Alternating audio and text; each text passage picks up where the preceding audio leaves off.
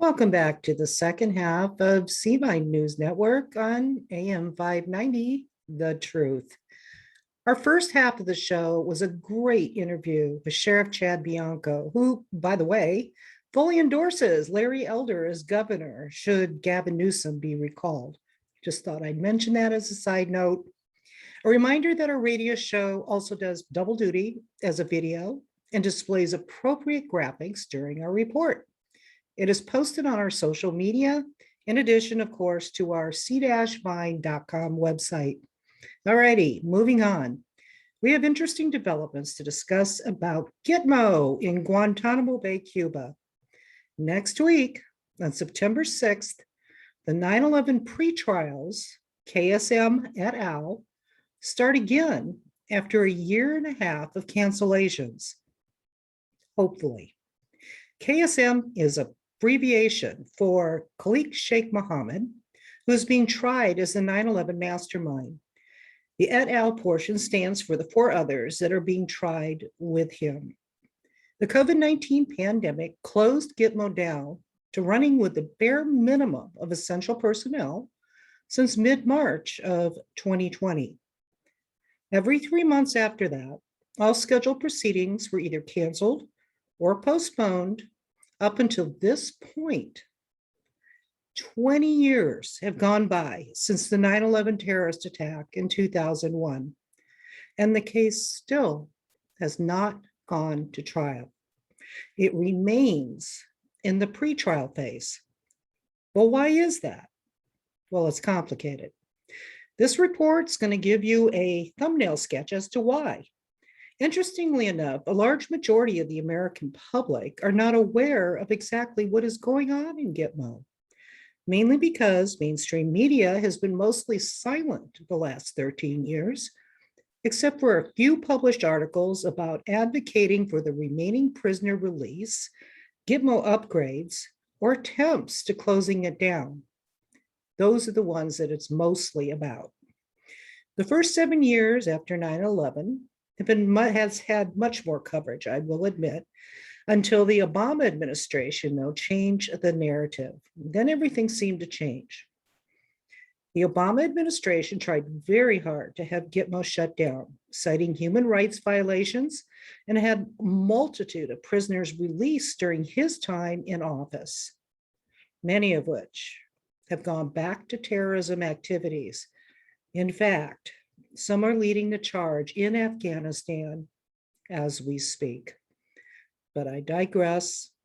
Obama was not successful in shutting down Gitmo, and President Trump put a stop to it when he came into office in 2016.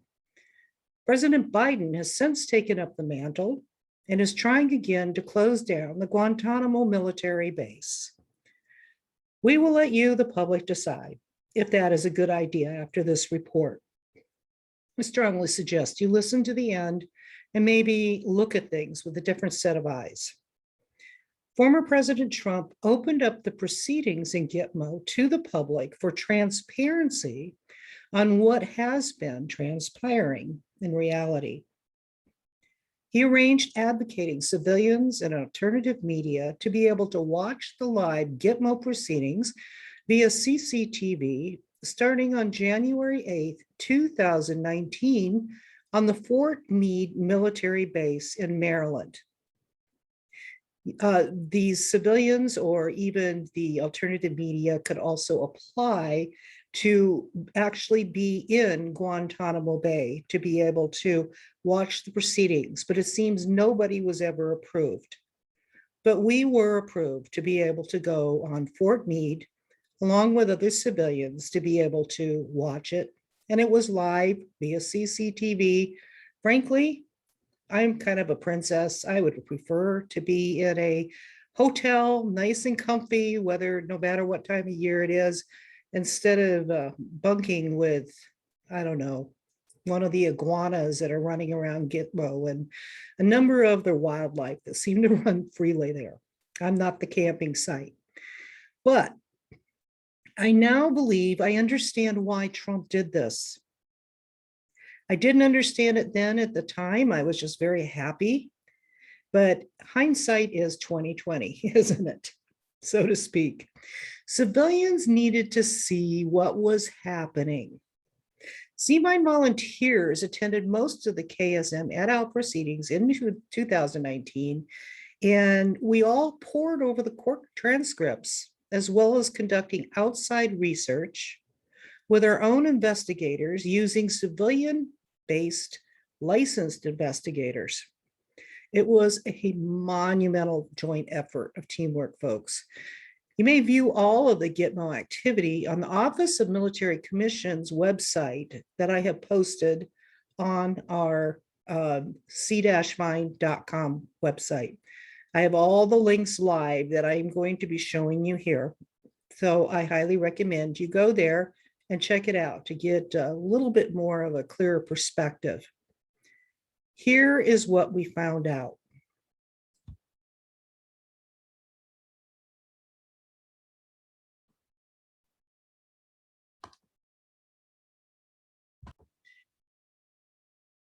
Before I move on, I want you to take note on those that are watching the video portion of this, and then also those on the radio can also hear this website address. Please go to the Office of Military Commissions website. They have an incredible website that has anything and everything going on in Gitmo. They have a calendar for every single event and what is going on. There's far more going on in tribunals above and beyond the KSM et al. None of them were going on during the pandemic shutdown, but they are starting up again. And it seems like KSM et al. Is the first. You can see, not only check the calendar, which you probably should keep a close eye on, they have press releases. And also here, you'll notice you can get the daily transcripts. After every single day in an open proceeding, they provide to you, the public, the transcripts of what actually transpired. Also, please be aware that there are other military commission CCTV sites, and it shows you exactly where to go there. Here under cases, they have all the active cases, the inactive cases, the completed cases, cases on appeal. It has anything and everything you could ever need to know about what is going on in Gitmo. For those that are listening, the website addressed is mc.mil/home.aspx. I'm going to repeat that again. mc.mil/home.aspx. So I highly recommend that you go there and you check things out, educate yourself on what is happening. And it also has a list of all the individuals being held in Guantanamo and prior cases, all the rulings and various happenings. So it's definitely worth your time to check out. Okay, 6 months. These are my bullet points that I'm going to be going through. 6 months before the 9/11 and 6 months before 9/11 and 1 month after 9/11. So from April to October 2001, the FBI listened via surveillance as to how, why, and where the attacks would be happening. They also identified the who through a linguist. C-Mine reported on this in March of 2019. I provide a link on the website. You can go ahead and click on it and watch exactly what was said there. This is when it came out in the tribunal and can be found on that day's transcripts. Leonard Bacani is reporting in front of the White House in that particular link. And he explains the importance about what I just said about the FBI knowing, listening in on recorded phone calls, multiple recorded phone calls from multitude of individuals, hundreds and hundreds of conversations where they knew what was going to go on 6 months in advance. That's huge, folks. So go on there and check out what we have about what happened in that particular video that we put out there. Okay, on September 10th, 2001, Donald Rumsfeld announced during a nationally televised press conference that 2.3 trillion were missing, or actually he said misplaced. Of course, this was the day before the military tribunals. Going to play it here, just part of it. Pentagon, the day before 9/11. Secretary of Defense Donald Rumsfeld declared war, not on foreign terrorists. The adversary is closer to home. It's the Pentagon bureaucracy. He said money wasted by the military poses a serious threat. In fact, it could be said that it's a matter of life and death. Rumsfeld promised change, but the next day, the world changed. And in the rush to fund the war on terrorism, the war on waste seems to have been forgotten. My 03 budget calls for more than $48 billion in new defense spending. More money for the Pentagon when its own auditors admit the military cannot account for 25% of what it already spends. According to some estimates, we cannot track $2.3 trillion in transactions. 2.3 trillion with a T. That's $8,000 for every man, woman, and child in America. To understand how the Pentagon can lose track of trillions, consider the case of one military accountant who tried to find out what happened to a mere 300 million. We know it's gone, but we don't know what they spent it on. Jim Minner. Okay, I'm just going to hold that off right there. I just thought that was interesting and, well, fantastic timing. But as we move on to the next bullet point, in 2002, the new U.S. president at the time, George W. Bush, argued that the vulnerability of the United States following the September 11th attacks of 2001, combined with Iraq's alleged continued possession and manufacture of weapons of mass destruction, which, by the way, side note, that accusation was later proved erroneous, folks. In his thoughts, it was reason enough to enter into the U.S., into the Iraqi war. That's where we went. In 2003, Khalid Sheikh Mohammed, KSM, was arrested and brought into a black site for enhanced interrogation, or in other words, torture. An additional 4 were arrested and sent to other black sites for enhanced interrogations. KSM et al., plus the additional 4 with KSM, were moved to Gitmo to have all 5 alleged terrorists tried together. First round of the KSM et al. Pretrials lasted for 7 years until the case was thrown out of court, deeming information gleaned from enhanced interrogation inadmissible in court. The second round of pretrials began in 2012. This time, only information freely given by the terrorists to the clean teams, in other words, the interrogation committee, the interrogation committee, the clean teams could not place undue duress onto the terrorists. In fact, they had to be nice to them. Anything and everything that was given to the clean teams had to be given freely without being placed under duress. Otherwise, it would not be admissible in court. Well, that's interesting because they still were quite content in confessing about what they did.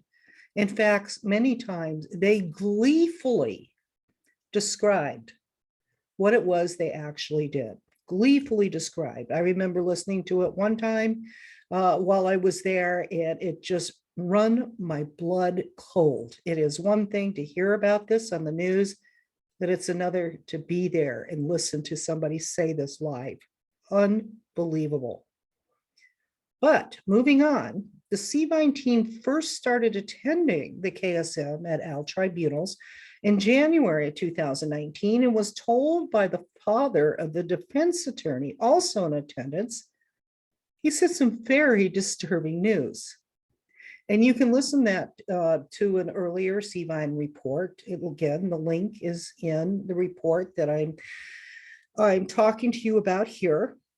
And it's really quite disconcerting, but I will tell you a little bit right now. We were in the actual viewing room and it was the first day. And usually the first day is when, if anyone's going to show up, it will be them, because the first day is when the actual proverbial terrorists are there in the courtroom and you can see them. They don't have to go to any of the other proceedings in the future. They have to at least be there on the first day and show that they're there alive and well. And then they can choose to show up to the proceedings later if they want to, but usually they don't want to. So anyway, when we were in there, there was an elderly gentleman who was sweet as could be, and very talkative and incredibly informed, who he gladly told us, each of us individually, separately, at different times, the exact same thing. That he was the father of the main defense team attorney and had been with this, these trials from the very beginning. And his son told him a number of things. And one of the things his son said unequivocally is, these trials will never go to tribunal. I remember when I first heard that, it's like, how can you even say that? Why are they even bothering doing this and going to the degree that they are? And he goes, you will soon be able to tell why. But he stated again, these trials will never make it to tribunal. And that really puzzled me for quite some time, as well as everybody else, because it wasn't just myself and Leonard Bacani that heard this at two separate times, but three other individuals at separate times heard the exact same thing. We had no idea what it meant.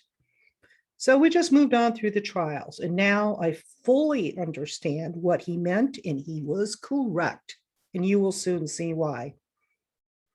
Okay. The judge appointed in 2019 was about to question Al Belushi, which we've nicknamed the money man of the et al. Group, in an open proceeding, when all of a sudden the 40-year-old judge at the time suddenly experienced a detached retina, and he had to be airlifted off the island for emergency surgery. The remaining 2 weeks of proceedings were postponed until 2 months later. Now, keep in mind, we traveled all the way to Fort Meade from California to be able to watch these proceedings. And this happened on the second day that we were there. And we thought, well, finally, things are going to move forward. And then the timing of when the money man was going to be deposed, so to speak, all of a sudden this happened. Well, coincidences happen, right?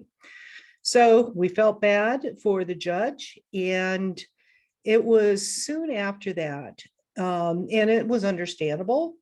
The judge decided that he was going to step down, and I won't go into the reasons here. But then we had to go through the voir dire to find another judge to replace that judge, and that's what took so long. It took a couple of months. So going on to June of 2019 was when we later found the new judge, Shane Cohen. He's the one that came to the bench. That next month then, in July of 2019, Judge Cohen was the very first judge out of all the judges, how many years earlier, to actually set a tribunal date for KSM et al. And the date was January 11th, 2021. This would give the defense over 1 year to prepare, in addition to the previous 7 years. There finally appeared to be forward movement, and I guess that just made the defense attorney's father wrong. Gladly. Well, not so fast. The new set tribunal date set off a series of courtroom drama that, quite frankly, it was more fantastical than anything I've seen on TV. In the next months, for a multitude of complaints from the defense team asking for date extensions, they were in a state of panic, it seemed. And there was actually quite a bit verbal brawls, and it was pandemonium. There was contempt of court, fired lawyers, and those who quit. Oh my gosh, setting that date for a tribunal sent everybody into a tizzy. The 9/11 victims and family members filed suit also in the meantime in federal court multiple times to have the Saudi official name released, who was believed to be one of the orchestrators of 9/11. Victims and family members of 9/11 have been fighting for years to have information released from our government that has possession of everything that is known through the taped phone calls of the planning of 9/11. Remember that when the first thing I mentioned? 6 months before the attack took place, they have recorded phone calls, situations, hundreds of phone calls, and this person's name was put through. The Saudi official's name was redacted in a 2012 federal court proceeding that could very well be the true mastermind behind the 9/11 attacks. The federal courts absolutely refuse to release it. After being turned down multiple times, they finally took everything to General Barr. Or excuse me, the Attorney General Barr. Now, you will see here on this link that we have a report of everything that happened on that. Okay, so there was an interesting deadline that General Barr had to meet, Attorney General Barr had to meet, which was the deadline of September 10th, 2019, to make a final decision on whether or not the name could be released. Barr decided to release the name, but under seal to the attorney of the victims and family members, the 9/11 defense team, and legal counsel to the Saudi government. I personally have some pretty strong suspicions on who it might have been, who the Saudi official might have been. But because of all this over-the-top secrecy behind this, why wouldn't they want to bring the orchestrator, if this was the true orchestrator of 9/11 from the Saudi government? Why wouldn't they want to bring that forward?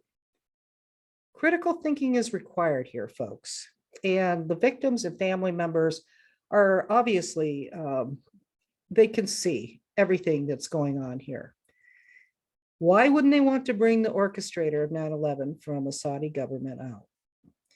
A previous report from CBON in this subject is here, and the link is in the report on the c-find.com website. The former administrative head of the military court, Christian Rismir, moved to a different role after being in his position for less than a year. James P. Harrington, the lead attorney for one of the 9/11 defendants, asked to leave the case, citing health issues and incompatibility with his client. David Bruck, the new lead attorney assigned to represent Harrington's client, said he needed at least 2.5 years to prepare for the trial. In addition, during the 7 years of the second round of pretrials, multiple transgressions were committed by the FBI and CIA. And this may potentially cause this round that's going on now to be thrown out of court, as also was stated in the very last proceeding, the very, very last proceeding, in fact, the very last sentence of the last proceeding of January 2020 was stated by Judge Cohen. For the most part, proof of the transgressions came out during the last proceedings of January 2020, having to do with inappropriate surveillance of discussions between the terrorists or their defense attorneys, plus a previous witness and linguist involved in the enhanced interrogations at the black sites retired from their job because, after all the years that went by and all. and then later got a job, guess where? On the terrorist defense team. I kid you not. This person who was there during the enhanced interrogations, who was also the linguist, was there, and she got a job later on the defense team. 4 of the 5 terrorists recognized her during one of the closed proceedings in 2013 and pointed her out. Well, that right there is rather huge, along with everything else that was going on.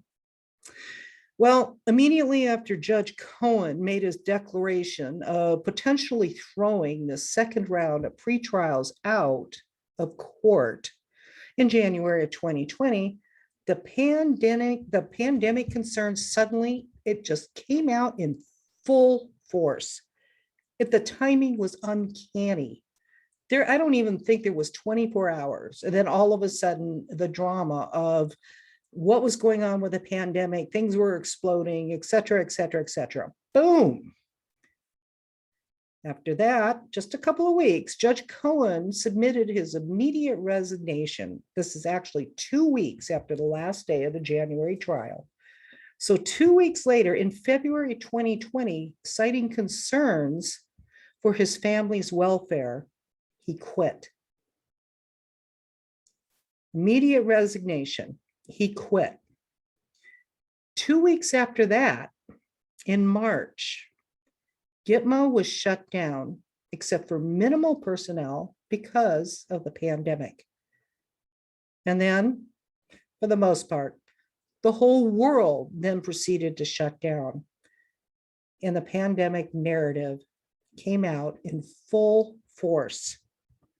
It is my personal opinion that the 9/11 attacks had other people pulling strings behind the scenes from multiple countries far above and beyond KSM et al. In my humble opinion, 9/11 is the keystone that when these puppeteers are revealed, it's going to begin a series of domino revelations, a type of chain reaction of monumental proportions that will bring down the cabal. The continual delays, in my opinion, are orchestrated. The delays were always with good reasons. Couldn't even question the reasons. They had all kinds of proof why the reasons were. But it was habitual for 20 years. Habitual for 20 years. Excuse after excuse after excuse, coincidence after coincidence after coincidence. And it always interestingly happened the second you thought you were going to get a breakthrough. It's like they just dangled this carrot, you're getting a sense of relief, something's going to finally happen and come out. And then, oh, darn it all, the situation happened. Got to postpone. Going on for 20 years. When does 20 years of coincidences stop being a coincidence? An additional coincidence just happened to happen in that March of 2020. I found a document purely by accident on the Office of Military Commission's website, buried under a mountain of other documents. And I was extremely surprised it was there, because it was a response from the government to a request from the defense team asking for samples from the demolished building. From building 7. The rubble is what they requested from building 7 to have analyzed for explosive debris. Remember, building 7 was not hit by any planes, but still collapsed in its footprint the exact same way the Twin Towers collapsed. We've all been hearing theories 9/11 was a demolition project, and it interestingly seems the defense team was looking into something they felt was pretty significant. Incidentally, a previous report was written on Seavine about this very incident, and you can read it here on the link that I had left on the website. The document stated when I first found it, and believe me, it was buried. It was amazing I found it. It states Title AE 768A in parentheses Gov. Government response to Mr. Muhammad's motion to compel documents and information related to the government's storage, transfer, and/or sale of 9/11 crime scene evidence. I looked at that and I thought, sale of 9/11 crime scene evidence? Crime scene evidence, sale. Well, that's what caught my attention. And when I opened the document up, I was I was expecting a classified sign to come up showing that I couldn't see anything, but it didn't. And the full document showed up, and I made multiple copies. I called my contact in Guantanamo Bay, who has been wonderful in guiding me through many questions and the things I needed to know. Told him what I found. He was surprised. He was saying all the many, many years that he has been in the military commissions, this was the first time he ever saw anything like that, because the document was actually from the government.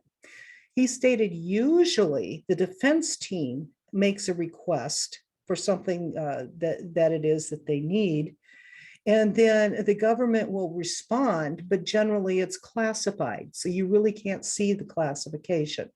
Well, this time it was completely opposite. It was the government and their response to what the defense team request was. And quite frankly, just to abbreviate it, what they said was, no frickin' way. We're not going to give you one single particle of dust to analyze. You've had all the information you need. We submitted books and books of reports of all the classification and the evaluation of all the evidence. You have all you need. You do not need one single particle of dust of any of this at any time. And then went on to a great degree of why and so on and so on. Remember, this is the same month that Gitmo was shut down because of the pandemic. Just happened to be kind of teetering there in the mountain of documentation I just happened to see. Well, I continued to look into this after making multiple copies of this document and verifying that since it was a matter of public record, I could release it out to the public. There was no reason I couldn't. So I started looking into quite a few other things, and I found out that there was a professor at the University of Alaska had just completed a 4-year study and submitted his findings with an abundance of science proving Building 7 was a demolition project. Interesting timing. Boom, so to speak. Yep, they had all the information. So, well, kind of makes you wonder as a conspiracy theorist, the timing of everything is unbelievable. Now, when you look at the calendar, for those of you that are watching on social media or on the c-vine.com website, here is the calendar for Guantanamo Bay for September 2021. You can see here, if you're looking at the screen, starting on September 6th, which interestingly enough is Labor Day. They usually go way out of their way not to try, put any trials or anything on a national holiday, but yet here they did. So it's starting on the 6th, and it's going through the next couple of weeks, ending on the 17th, September 17th. And then after that, the next week, they're starting another one of the trials for al-Nashiri. It's a motions hearing, and that goes on for 2 weeks. So I digress. The first KSM proceedings are on the calendar to begin this Monday on September 6th, Labor Day, 1.5 years later. Well, maybe. We'll see. we'll see if they'll do any kicking the can down the road again, because if this does go through, it's going to be, I have a feeling, rather explosive. Want to know why? Well, as a last note before we close our show, here are a few fun facts about today's Gitmo message. September 6th this year is also not only just Labor Day, but it's the first day of Rosh Hashanah. And then it culminates with Yom Kippur that ends on September 16th. The last day of the trial is September 17th. Rosh Hashanah, the Jewish New Year, is one of Judaism's holiest days. Rosh Hashanah commemorates the creation of the world and marks the beginning of the days of awe, a 10-day period of introspection and repentance that culminates in the Yom Kippur holiday, also known as the Day of Atonement. Now, are you paying close attention to everything I just said? Going on in and through the 20th 9/11 anniversary, from September 6th through September 17th, during the days of Rosh Hashanah and Yom Kippur, the very last day of the trial is number 17. High holy days of introspection and repentance. Be sure to visit our website, c-find.com, c-find.com. We have a tribunal section at the top in the taskbar besides daily news that is passed and then is posted by all our C-Bind volunteers. None of us are paid. Have a good day, everybody.